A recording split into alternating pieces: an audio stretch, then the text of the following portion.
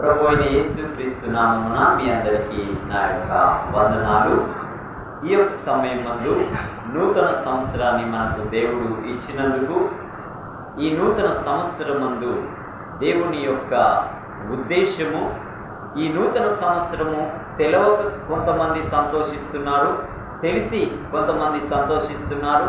మరి ఎక్కువగా తెలిసి మహోన్నతుడైన ఆ దేవాది దేవుడైన ఆ ప్రభువు ఇచ్చిన రక్షణను బట్టి ఉత్సాహ సంతోషములతో ఆ ఉన్నతుడైన ఆ దేవాది దేవుణ్ణి ఆరాధించుటకు ఆయన ఆలయంలో చేరి గంభీర స్వరములతో, గాన ప్రతిగానాలతో గనుడైన ప్రియుడైన ప్రభువైన యేసుక్రీస్తు యొక్క నామమును స్తుతిస్తున్నారు. ఈ దినం యొక్క ప్రత్యేకతను మనం కొన్ని విషయాలు తెలుసుకొని మన ప్రభువుని ఆరాధిద్దాం. లూకా సువార్త 2వ అధ్యాయము 21వ వచనాన్ని చదువుకుందాం. చదవండి. ఆ శిశువునకు సున్నతి చేయవలసిన 8వ దినము వచ్చినప్పుడు గర్భమందు ఆయన పడక మునుపు దేవదూత చేత పెట్టబడిన యేసు అను పేరు వారు ఆయనకు పెట్టిరి. దేవుడు తన మాటలు మన వినికిడిలో దీవించునుగాక. ఆమేన్. యేసు ప్రభువు డిసెంబర్ 25వ తారీఖున ఆయన జన్మించగా, డిసెంబర్ 25 నుంచి లెక్క పెడితే ఈరోజు 8 రోజులు వస్తుంది. 8 రోజులు వచ్చిన తర్వాత ఇది జనవరి 1గా లెక్కింపబడ్డది కొన్ని క్యాలెండర్లో.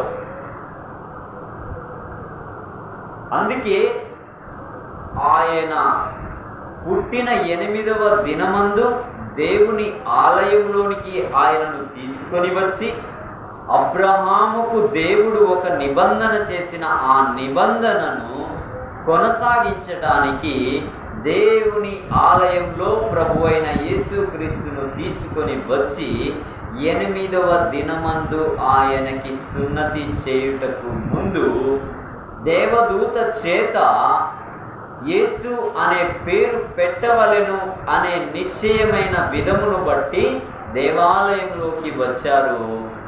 ప్రభువుని సున్నతి చేసి ఆయన పేరు యేసు అని పేరు పెట్టిన విధానం మనం చూస్తూ ఉన్నాం. చూడండి, 8 దినాల తర్వాత 8 దినాల వెనక 8 దినాల వెనక క్రిస్మస్ అయితే, క్రీస్తు జననమైతే 8 దినాల తర్వాత జనవరి 1 అనగా నూతన సంవత్సరంలో, నూతన శకములో ఆయన ద్వారా అడుగు పెట్టడానికి ఆయన యొక్క జన్మ, ఆయన యొక్క సున్నతి సంస్కారమే ఈ నూతన సంవత్సర కార్యక్రమం. ఈ సంగతి ప్రపంచానికి తెలియక సంతోషిస్తున్నారు, కొందరు తెలిసి సంతోషిస్తున్నారు. తెలిసిన దానిని అన్వయించుకొని ఆ మహోన్నతుడైన దేవుణ్ణి ఆరాధించడానికి ఆయన సన్నిధికి వచ్చిన వారిగా ఉన్నారు. కాబట్టి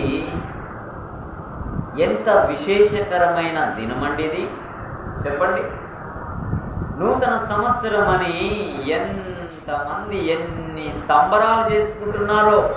దీనికి కులమని, జాతి అని, దేశమని, తెగ అని భేదమేమీ లేకుండా అంతటా అందరూ మహా సంతోషకరమైన వేడుకగా ఈ దినాన్ని చేసుకోవడానికి ముందు ఈ దినం యొక్క ప్రాముఖ్యత ఏంటి అంటే, లోక రక్షకుడైన క్రీస్తు జన్మించినది డిసెంబర్ 25 అయితే ఆయన సున్నతి సంస్కారం చేయబడినది ఈ యొక్క జనవరి 1 అనగా నూతన సంవత్సరమందు ఆయన యొక్క సున్నతి సంస్కారం చేయబడి ఉన్నది.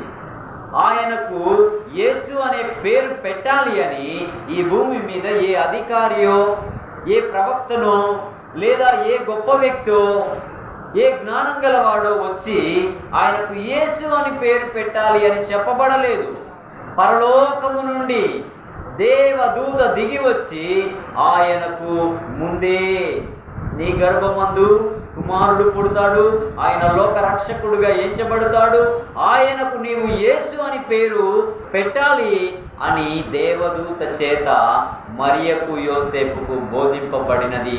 ఈరోజు యేసు అనే నామకరణం చేయబడిన రోజు. అర్థమైందండి? పేరు పెట్టిన రోజు ఈరోజు. యేసు క్రీస్తుకి తన యొక్క తల్లి తండ్రి దేవాలయంలోనికి తీసుకుని వెళ్ళి సున్నతి సంస్కారం చేయబడి ఆయనకు యేసు అని పేరు పెట్టబడిన దినమే నూతన సంవత్సరం. చాలామందికి నూతన సంవత్సరం అని సంబరాలు చేసుకుంటున్నారు. కానీ సంబరాలు చేసుకోవడానికి కారకుడైన క్రీస్తు యేసు పుట్టి ఆయన నామకరణం చేయబడిన దినమే ఈ యొక్క నూతన సంవత్సరం. దీనిని ఎవరు జరుపుకోకుండా ఉంటారు చెప్పండి? అమ్మో మేము జరుపుకోమండి, అమ్మో మాది కాదండి అని ఎవరన్నా అంటారా? తెలియక జరుపుకుంటున్నారు, తెలిసి జరుపుకుంటున్నారు. తెలిసి మరి ఆయన సన్నిధిలో ఆయన నామకరణం రోజు ఆయన మా కొరకు లోకానికి వచ్చిన రక్షకుడైన యేసుకు యేసు అనే పేరు పెట్టబడిన ఈ దినం ఇది మహా సంతోషకరమైన దినముగా ప్రపంచమంతా కొన్ని వేల కోట్ల రూపాయలు ఖర్చు చేసుకొని సంబరమాశ్చర్యాలతో నిండుకొని ఉన్నారు నేటి దినం. ఈ దినానికి వారి సంతోషానికి కారణం ప్రభు అయిన యేసుక్రీస్తుకు నామకరణం చేయడం, దేవాలయంలో సున్నతి సంస్కారం, తదనంతరం యేసు అనే పేరు పెట్టడమే ప్రపంచానికి సంతోషకరమైన విషయం. మహా సంతోషకరమైన విషయం ఏంటంటే ఆయనే లోక రక్షకుడు అని ఎరిగిన వారు ఆయన సన్నిధిలో చేరి దేవాలయమందు ఆయనని ఆరాధించే సమూహముగా ఉండడమే ఇందుకు నిదర్శనం. అయితే ఈ యేసు అనే పేరుకు అర్థం రక్షకుడు. ఎవరికి రక్షకుడు? ఒకసారి మనం చూద్దాం, లేఖనాల్లోకి వెళ్దాం. చూడండి, మొదటి తిమోతిలు రాసిన పత్రిక 4వ అధ్యాయం 10వ వచనం చదవండి. మనుషులకందరికీ రక్షకుడును, మరి విశేషముగా విశ్వాసులకు రక్షకుడు. ఆగండి, ఏంటంట? మనుషులందరికీ రక్షకుడు, మరి విశేషముగా విశ్వసించిన వారికి రక్షకుడు. మనుషులందరూ సంతోషిస్తున్నారు, కానీ విశ్వసించిన వారు నా రక్షకుడు, నా పాపం కొరకు లోకమునకు వచ్చిన నా రక్షకుడు, నా రాజు, నా విమోచకుడు, నా ప్రభువు, నా దేవుడు, ఆయన ఉన్న స్థలంలో నేనుండటానికి లోకమునకు దిగి వచ్చిన రక్షకుడైన క్రీస్తు యేసు అని విశ్వసించిన వారు ఆయన సన్నిధిని ఉన్నారు. ఇంకా మనం లేఖనాల్లోనికి వెళ్తే మొదటి యోహాను పత్రిక 4వ అధ్యాయం 14వ వచనంలో ఒక మాట, మరియు తండ్రి తన కుమారుని లోక రక్షకుడుగా ఉండుటకు పంపియుండుట మేము చూచి సాక్ష్యమిచ్చుచున్నాం. ఆగండి, ఎవరి సాక్ష్యం ఇస్తున్న వాళ్ళు? 12 మంది శిష్యులు. ఈ 12 మంది శిష్యులు ఎవరు? విద్య లేని పామరులు, సముద్రంలో జాలరులు, చేపలు పట్టేవారు, లెక్కలో లేనివారు. కానీ ప్రభు అయిన యేసుక్రీస్తుని ఎరిగి ఆయనను వెంబడించి ఆయనను రుచించి ఆయన కొరకు వారు ఆయన చనిపోయి తిరిగి లేచి పరలోకమునకు ఆరోహణమై వెళ్ళిన తర్వాత వీరు భూప్రపంచమంతటా చెదిరిపోవడానికి ముందు వారు పలుకుతున్న మాట ఏంటి అంటే, ఏంటంట? చదవండి ఆ మాట మళ్ళీ. మరియు తండ్రి తన కుమారుని లోక రక్షకుడుగా ఉండుటకు పంపియుండుట మేము చూచాం. ఎవరిలండి? యేసు ప్రభుని చూచారు, యేసు ప్రభుని తాకారు, యేసు ప్రభుతో ఉన్నారు, యేసు ప్రభు కార్యాలు చూశారు, యేసు ప్రభు జననం గురించి, యేసు ప్రభు మరణం గురించి, యేసు ప్రభు పునరుద్ధానం గురించి, యేసు ప్రభు తిరిగి లేచిన తర్వాత 40 దినములు 500 మంది కంటే ఎక్కువ సమూహానికి కనబడి ఆరోహణమై వెళ్ళిన ఆ ప్రభువుని గురించి ఈ 12 మంది శిష్యులు యావత్ ప్రపంచానికి, ఇదిగో మేము సాక్షులము, ఆయన లోక రక్షకుడుగా ఉండుటకు తండ్రి భూమి మీదికి పంపిన వాడై ఉన్నాడు అన్న సంగతిని వీరు రుచించి మనకు తదనంతరము సర్వలోకానికి వారు సాక్ష్యమిచ్చే సాక్షులుగా ఉన్నారు. ఎంత గొప్ప రుజువులండి! ప్రపంచమంతటికి సాక్ష్యం ఇచ్చారు, ప్రపంచమంతా ఆయన్ని ఒప్పుకున్నారు, ప్రపంచమంతా వేడుక చేసుకుంటున్నారు. ప్రపంచంలో ఎంతో అధిక జనాభా ఆయన సన్నిధిని, అధిక సంఖ్యాకులైన జనాభా ఆయన సన్నిధిని ఉన్నారు అంటే దేవుడు పంపిన రక్షకుణ్ణి రక్షకుడిగా ఎరిగి తమ పాపములు ఒప్పుకొని ఆయన యొద్ద బాప్తిస్మము పొంది ఆయనను సొంత రక్షకునిగా అంగీకరించి ఆయన ఘననామమును బట్టి ఉత్సాహ సంతోషములతో ఆరాధిస్తున్న వారిగా, నేడు తరతరములు ఉన్నవారిగా ఉండేవారిగా మనం చూస్తూ ఉన్నాం. చూడండి, ఇంకా మనం ముందుకు వెళ్తే మత్తయి సువార్త 1వ అధ్యాయము 21వ వచనంలో, మత్తయి సువార్త 1వ అధ్యాయం 21వ వచనంలో,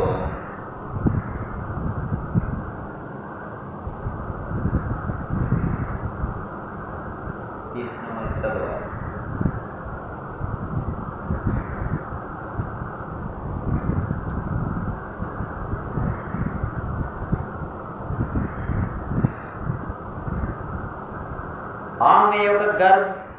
ఆమె యొక్క కుమారుని కన్ను తన ప్రజలను వారి పాపముల నుండి ఆయనే రక్షించును గనుక ఆయనకు యేసు అను పేరు పెట్టుదు అనెను. ఇదిగో కన్యక గర్భవతి కుమారుని కన్ను ఆయనకు ఇమ్మానుయేలు అను పేరు పెట్టుదురు అని దేవదూత చేత బోధింపబడినది. ఈ దినం సున్నతి చేయబడిన తర్వాత ఆయన పేరు యేసు అని పేరు పెట్టారు. యేసు అనగా రక్షకుడు. రక్షకుడైన ఆయన ఎందుకు వచ్చాడు అనంటే తన ప్రజలను వారి పాపముల నుండి ఆయనే రక్షించడానికి వచ్చాడు. ఏంటంటే తన ప్రజలను. చూడండి, ఏ తండ్రి అయినా తన పిల్లలు కష్టకాలంలో, వ్యాధిలో, బాధలో, వేదనలో, దుఃఖంలో, కలతలో, కన్నీళ్లలో ఉన్నారు అని తండ్రికి తెలిసినప్పుడు తండ్రి ఏం చేస్తాడండి? తల్లడిల్లిపోతాడు. అయ్యో, నా బిడ్డ అలా ఉన్నాడా? దూరాన ఉన్న తండ్రి, దూరాన ఉన్న కొడుకు గురించి సమాచారం తెలిస్తే ఆ తండ్రి తెలిసిన వెంటనే తల్లడిల్లిపోయి పరుగున నా బిడ్డను చూడాలన్న తపనతో తల్లి అయినా తండ్రి అయినా పరుగులు తీస్తారు. అదేవిధంగా లోకమంతా పాపం చేత, అపరాధం చేత చచ్చిన స్థితిలో శత్రువులుగా ఉన్నప్పుడు తల్లడిల్లిపోయిన తండ్రి అయిన ఆ దేవుడే ప్రభు అయిన క్రీస్తు యేసుగా లోకానికి వచ్చి తన ప్రజల పాపము నుండి తన ప్రజలను విడిపించి రక్షించడానికి వచ్చిన వాడే రక్షకుడైన ప్రభు అయిన యేసు క్రీస్తు. ఆ యేసు క్రీస్తును బట్టే మనం రక్షణ పొందాం. ఆయన పుట్టుక మహా సంతోషకరమైన శుభవర్తమానమైతే ఆయన నామకరణం చేయబడిన ఈ దినం తెలిసిన వాళ్ళు, తెలియని వాళ్ళు అందరూ సంతోషిస్తూ, తెలియకనే తెలిసి సంతోషిస్తూ ఉన్నారు.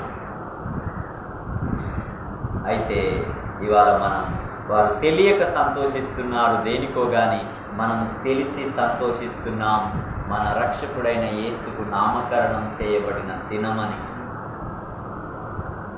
ఆయన మన పాపములను, మన పాపముల నుండి మనలను విడిపించి రక్షించడానికి రక్షకుడిగా ఉదయించిన నక్షత్రమై ఉన్న ఆయన్ని ఆరాధించడానికి మనము వచ్చి ఉన్నాం.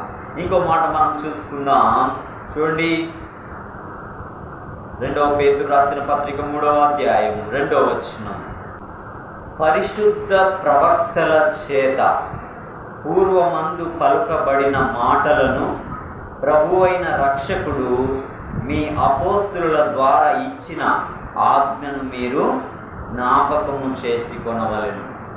ఈ రక్షకుడు ఏదో 2000 సంవత్సరాల క్రితమే రాలే. ఈ రక్షకుని గురించి అంతక మునిపే ఆది కాండంలో దేవుడు ప్రవచనం ఇచ్చాడు. ఒకసారి చూద్దాం. చూడండి, ఆది కాండం 3వ అధ్యాయం 15వ వచనం. ఈయన గురించి, ఈయన రాక గురించి తండ్రి అయిన దేవుడు ముందే తెలియపరిచాడు. ఎప్పుడు అంటే ఆది కాలంలోనే, ఆది కాండం అనే గ్రంథంలో 3వ అధ్యాయం 15వ వచనం చదువు. మరియు నీకును స్త్రీకిని నీ సంతానమునకును ఆమె సంతానమునకును వైరము కలుగ చేసేదను, అది నిన్ను తల మీద కొట్టును, నీవు దానిని మడిమె మీద కొట్టుదు అని చెప్పెను. ఇక్కడ చూడండి, సాతానుతో దేవుడు మాట్లాడుతున్నాడు. అక్కడ స్త్రీ గురించి, సాతాను గురించి, ఇద్దరి గురించి జీవాధిపతి అయిన ఆ దేవుడు మాట్లాడుతున్నాడు. ఏమనంటే, మరియు నీకును అంటే అపవాదితో, స్త్రీకిని, స్త్రీ ఎవరు? ఆదాము అవ్వలుగా చేయబడ్డారే. మొట్టమొదట అవ్వకును, నీ సంతానమునకు, స్త్రీ సంతానమునకును నేను వైరము కలగ చేస్తాను.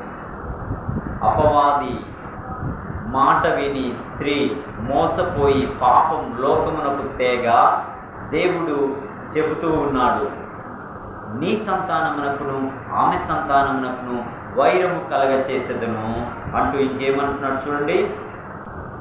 అది నిన్ను తల మీద కొట్టును, నీవు దానిని మడిమి మీద కొట్టుదు అని చెప్పాను. స్త్రీ సంతానములో నుండి క్రీస్తు రావాలని ఎప్పుడు స్త్రీ మోసపోయిన ఆ సమయంలోనే, దానికి ముందే దేవుడు ఉద్దేశము కలిగి అక్కడనే ప్రవచనం చెప్తూ ఉన్నాడు.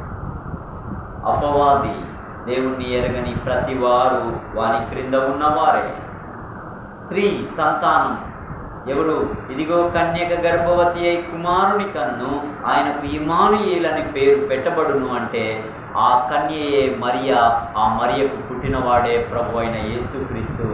ఆయన సంతానము అనగా క్రీస్తుని అంగీకరించిన వారు అపవాది తలను శీఘ్రంగా చితకద్రొక్కేవారిగా, ఆయన మనకు రక్షకుడుగా లోకానికి వచ్చిన వాడైనా. చాలామంది అంటారు, మీ దేవుడు 2000 సంవత్సరాల క్రితమే వచ్చాడు. కాదు, భూమికి పునాదులు వేయబడక మునిపే దేవుడు తన సంకల్పానుసారంగా ఆదాము అవ్వలు చేసిన పాపమును పరిహరించడానికి రక్షకుడుగా లోకానికి వచ్చి అపవాది తలను చితకద్రొక్కి వాని చెరలో ఉన్న వారికి విడుదలను, హితవత్సరమును ప్రకటించడానికి వచ్చిన వాడే ప్రభు అయిన యేసుక్రీస్తు. కాబట్టి ఆయనను బట్టి మనము, ఆయన ఎప్పుడున్నాడు? ముందే ఉన్నాడు. ఆయన ఎప్పటికీ ఉంటూనే ఉంటాడు. నీవైనా నేనైనా ఒకరోజు ఉండమేమో, ఈ లోకం విడుస్తాం, ఈ లోకమైనా ఆకాశమైనా గతించిపోతుందేమో, కానీ ఆయన ఎప్పుడు నిన్న నేడు రేపు యుగ యుగములు ఒకే రీతిగా మారని, మార్పు చెందని దేవుడిగా ఉన్నాడు. ఆయన నరుడుగా రావటానికి కారణం నిన్ను రక్షించడానికి వచ్చాడు తప్ప ఆయన ఆకాశమందు ఉంటే ఆయనకి మహిమేమన్నా తక్కువై ఇక్కడికి రాలేదు. ఆయనకు అన్నీ ఎక్కువే, కానీ నువ్వు లేని ఆ లోటు ఆయన జీర్ణించుకోలేక నిన్ను రక్షించుటకే నీ కోసం నరుడై లోకానికి వచ్చాడు. వచ్చిన ఆయనకి ఈరోజు సున్నతి సంస్కారం చేయబడి ఆయనకు యేసు అనే నామకరణం చేయబడిన కారణంను బట్టి నూతన శకం అనేది ప్రారంభమైంది, నూతన సంవత్సరం అనేది ప్రారంభమైంది. అక్కడి నుంచే 2024వ సంవత్సరం అని ఇవాళ ఎవరి ఇంటిలో చూసినా ఆ క్యాలెండర్కి తారకుడు క్రీస్తు యేసు. ఇవాళ మనం 1వ తారీఖు అంటున్నాం. ఎక్కడి నుంచి వచ్చింది? ఆయన సున్నతి సంస్కారం చేయబడి ఆయన పేరు పెట్టబడిన ఆ దినం నుంచి ప్రారంభమైందే ఈ 2024వ సంవత్సరం. ఇంత గొప్ప దినం ఈ దినం. అందుకే ఈ దినం ఎంతోమంది శుభదినంగా, సంతోషకరంగా, ఆనందకరంగా బంధువులు, ఆప్తులు, ఆత్మీయులు, స్నేహితులు కలిసి ఒక ఉత్సాహాన్ని, ఉల్లాసాన్ని, తృప్తిని, నెమ్మదిని, ప్రశాంతతను అనుభవిస్తున్న వారిగా ఉన్నారు. ఆయన పుట్టిన 8వ దినమందు నామకరణం చేయబడి ఆయనకు యేసు అని పేరు పెట్టబడిన ఈ దినం అందరికీ సంతోషకరమైన దినం. మరి ముఖ్యంగా తను విశ్వసించిన మనకు ఇది మహా పండుగ దినం, ఆయన్ని ఆరాధించే శుభదినం. ఆయన సన్నిధిని మనం ఆయనను కనపరిచి కొనియాడి గొప్ప చేసే గొప్ప ఆధిక్యతనిచ్చిన ఈ దినమును బట్టి ఆయన్ని మనము ఎలా ఆరాధించకుండా ఉండగలం? ఈ సమయమందు మన ప్రభు అయిన క్రీస్తును ఆరాధిద్దాం. దేవుడు తన మాటలు మన వెనుకల్లో దీవించునుగాక. ఆమేన్, ఆమేన్.